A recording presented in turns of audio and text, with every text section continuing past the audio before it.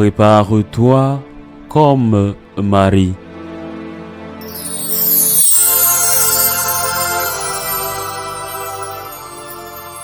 En ce temps-là, Jésus était en route. Deux aveugles le suivirent en criant, « Prends pitié de nous, fils de David. » Quand il fut entré dans la maison, les aveugles s'approchèrent de lui, et Jésus leur dit, « Croyez-vous que je peux faire cela ?» Ils lui répondirent, « Oui, Seigneur. » Alors, il leur toucha les yeux en disant, « Que tout se passe pour vous selon votre foi. » Leurs yeux s'ouvrirent, et Jésus leur dit avec fermeté, « Attention, que personne ne le sache. » Mais une fois sortis, ils parlèrent de lui dans toute la région.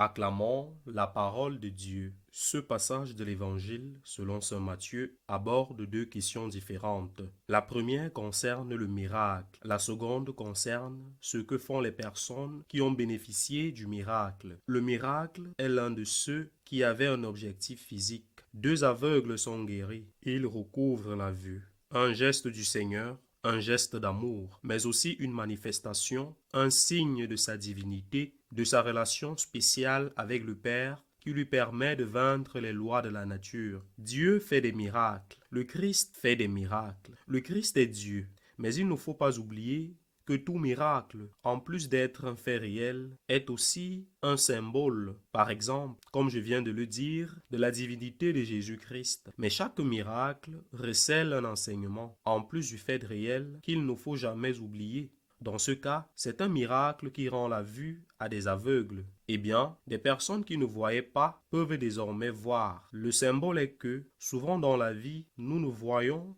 pas ce qui est bon pour nous. Nous ne savons pas discerner le bien du mal. Nous sommes entourés d'un environnement de plus en plus permissif. Et puis nous finissons par ne plus nous en rendre compte parce que nous l'avons lentement accepté. Peut-être depuis notre enfance. La mauvaise éducation, l'éducation perverse, qui est dispensée dans de nombreux établissements dans certains pays.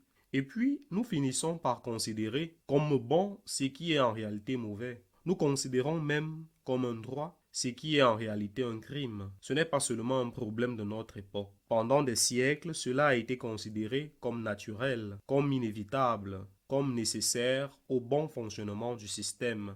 Il y a toujours dans chaque culture des choses qui sont considérées comme normales, voire bonnes. Je le répète, au point d'être considérées comme un droit, mais qui sont mauvaises. Et puis avec le temps, on regarde en arrière, des siècles en arrière, et on se dit, oh, quelle barbarie! Comment nos ancêtres ont-ils pu faire cela? Mais en portant ce jugement critique sur le passé, ils ne se rendent pas compte qu'ils font peut-être la même chose aujourd'hui, même si c'est dans d'autres domaines. Le Christ nous ouvre les yeux. Le Christ nous empêche de nous laisser contaminer par l'environnement. Le Christ nous donne la vue. Le Christ nous empêche d'être contaminés par notre environnement. Le Christ purifie notre regard afin que, sachant distinguer le bien du mal, nous fassions le bien et évitions le mal avec la grâce de Dieu. Combien de personnes que nous connaissons, peut-être dans notre propre famille, agissent mal sans s'en rendre compte? Combien de personnes que nous connaissons font du mal ou se font du mal, ou alors les deux? Peut-être sans s'en rendre compte, sans en être consciente. Combien de blessures dans le corps, par exemple, la consommation de drogue dans l'âme, par exemple,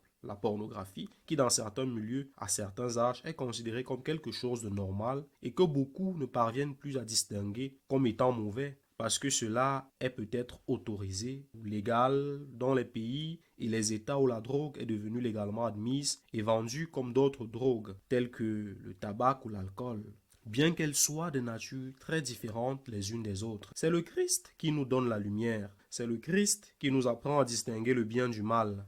Mais comment pouvons-nous y parvenir? Pourquoi Jésus dit-il que cela se produira selon votre foi?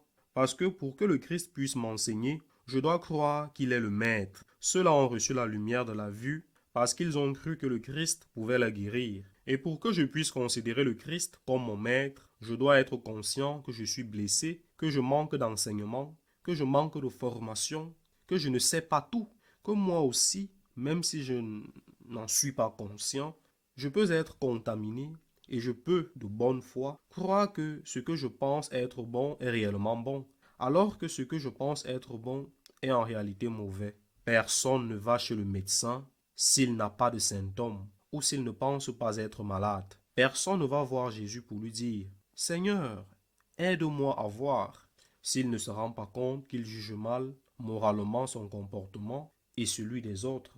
Nous devons nous tourner vers Jésus le Maître. Nous devons nous tourner vers Jésus et pour cela, le chemin est la prière, mais aussi l'enseignement de l'Église, l'enseignement fidèle depuis 2000 ans et non ce que certains présentent parfois comme enseignement de l'Église qui n'a rien à voir ni avec la parole, ni avec cet enseignement vieux de 2000 ans. Nous devons nous approcher de Jésus dans la prière comme ces deux aveugles. Seigneur, je suis confus, me disent-ils.